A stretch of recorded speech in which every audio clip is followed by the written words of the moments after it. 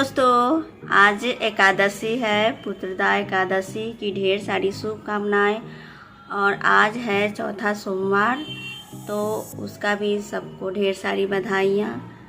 आज मैं इनका एकादशी व्रत रखी हूँ और इनका भोग प्रसाद श्रृंगार सब हो चुका है। इनका दर्शन कीजिए और सभी कथा सुनिए। पुत्रदा एकादशी। युधिष्ठिर ने पूछा, हे मधुसूदन, हे कृष्णा, हे माधव, सावन के शुक्ल पक्ष में किस नाम की एकादशी होती है? कृपया मेरे सामने उसका वर्णन कीजिए। भगवान श्री कृष्ण बोले, राजन, प्राचीन काल की बात है। द्वापर युग के प्रारंभ का समय था। महिष्मतीपुर में राजा महिजीत अपने राज्य का पालन करते थे, किंतु उनके कोई पुत्र नहीं था। इसलिए वह राज्य उन्हें सुखदायक नहीं प्रतीत होता था। अपनी अवस्था अधिक देख राजा को बड़ी चिंता हुई। उन्होंने प्रजा वर्ग में बैठकर इस प्रकार कहा, प्रजाजनों, इस जन्म में मुझसे कोई पातक नहीं हुआ है। मैंने अपने खजाने में अन्याय से कमाया हुआ धन नहीं जमा किया है। ब्राह्मणों तथा देवताओं का भी मैंने कभी नहीं लिया है, धन नहीं लिया है। पुत्रवत प्रजा का पालन किया है। धर्म में पृथ्वी पर अधिकार जमाया है। दुष्टों को चाहे वे बंधु तथा पुत्रों के समान ही क्यों न रहे, दंड दिया है।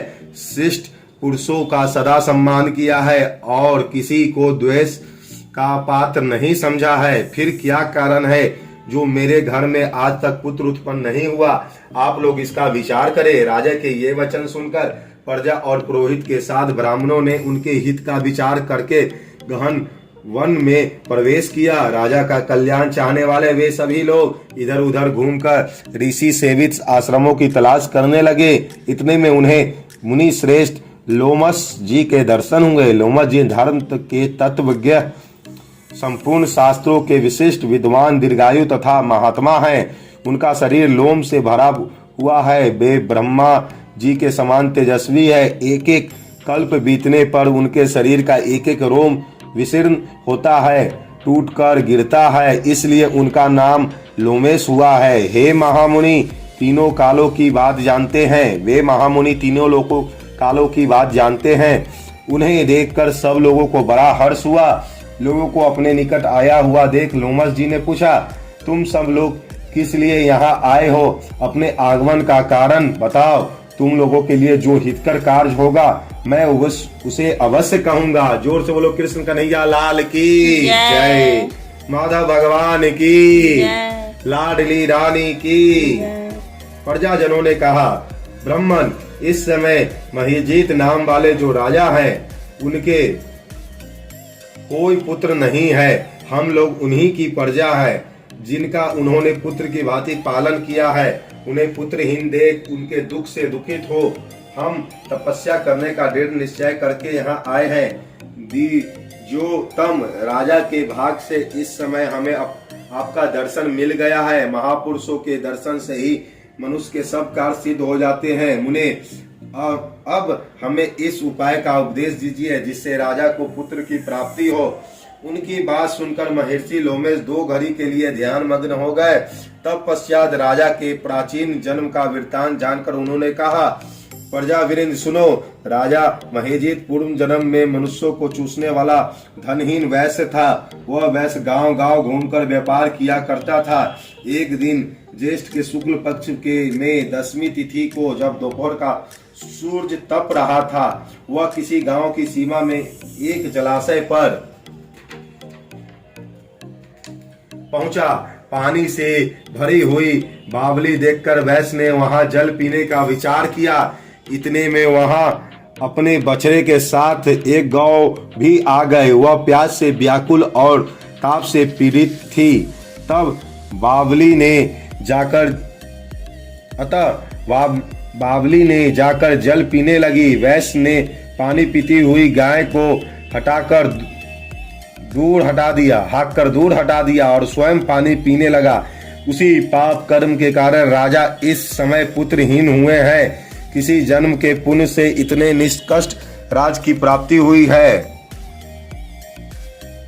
प्रजाजनों ने कहा, मुने, पुराणों में उल्लेख है कि प्रायश्चित रूप पुण्य से पाप नष्ट होते हैं, अतः ऐसे पुण्य कर्म का उद्देश्य कीजिए जिससे उस पाप का नाश हो जाए। लुम्ने जी बोले, प्रजाजनों, सावन मास के शुक्ल पक्ष में जो एकादशी होती है वह पुत्रदा के नाम से विख्यात है। वह मनवांछित फल प्रदान करने वाली है। तुम लोग उसी का व्रत करो। यह सुनकर प्रजाजनों ने मुनि को नमस्कार किया और नगर में आकर विधि पूर्वक पुत्रदा एकादशी के व्रत का अनुष्ठान किया। उन्होंने विधि पूर्वक जागरण भी किया और उसका निर्मल पुण्य राजा को अर्पण कर दिया। तब पश्चात रानी ने गर्भ धारण किया और प्रसव के समय आने पर बलवान पुत्र को जन्म दिया। इस महात्म्य को सुनकर मनुष्य पापों से मुक्त हो जाता है तथा यह लोक में सुख पाकर परलोक में स्वर्ग ये गति को प्राप्त होता है। जोर से बोलो माधव भगवान की जय, लाडली रानी की जय। कथा सार, पाप करते समय मनुष्य नहीं सोचता कि वह क्या कर रहा है, किंतु शास्त्रों में विदित होता है कि व्यक्ति का छोटा सा भी पाप भी उसे महान कष्ट भोगने को विवश कर देता है। अतः मनुष्य को पाप से डरना चाहिए, क्योंकि पाप नामक यह राक्षस जन्म जन्मांतर तक पीछा नहीं छोड़ता। व्यक्ति को चाहिए कि सत्य व्रत का पालन करते हुए ईश्वर के प्रति पूरा निष्ठा रखे और यह बात सदैव याद रखे कि किसी का दिल को दुखाने से बड़ा दुनिया में कोई पाप नहीं है, इसलिए कभी किसी का दिल न दुखाए। जोर से बोलो राधे रानी के जय, लड्डू बाबू की जय, माधव भगवान की जय। तो जो भी मेरे वीडियो पे कथा सुन रहे हैं सभी माताएं बहनों को पुत्र की प्राप्ति हो, उन्हें प्रभु रक्षा करे और सबको फल की प्राप्ति हो। राधे राधे।